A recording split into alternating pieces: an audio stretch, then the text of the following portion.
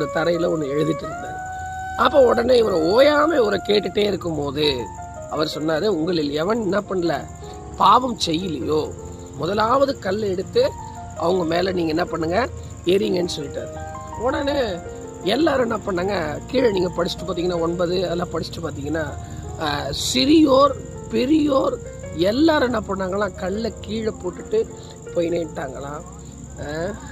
ஆண்டவர் நினச்சிருந்தா அந்த கல்லை எடுத்து அவர் அடிச்சிருக்கலாம், என்ன வேணா பண்ணியிருக்கலாம். அவர் சொன்ன பதில் என்ன தெரியுமா, உன்னை ஆக்கினிக்குள்ளாக்கினவங்கெல்லாம் எங்கம்மா, உன்னை ஒரு பட்டம் கொடுத்தாங்கல்ல பேர், அவங்கெல்லாம் எங்கம்மா இப்போ சாரிங்க ஒரு பட்டம் கொடுத்தாங்க, நம்மளுக்கு ஒரு திருடன் ஒரு பட்டம் கொடுப்பாங்க, உன்னை பட்டம் கொடுத்தவங்கெல்லாம் எங்கன்னும் போது அவங்களெல்லாம் அப்பயே போயிட்டாங்க.